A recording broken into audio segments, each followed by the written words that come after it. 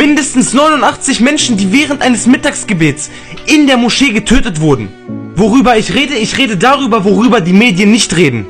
Am Montag sprengte sich jemand in der Moschee in Pakistan einfach selbst in die Luft und ermordete mehr als 80 Menschen, während sie ihren Glauben ausgeübt haben. Wie kann es sein, dass so welche Sachen immer noch im 21. Jahrhundert passieren? Lasst uns gemeinsam für die verstorbenen Menschen und die Angehörigen beten. Dankeschön.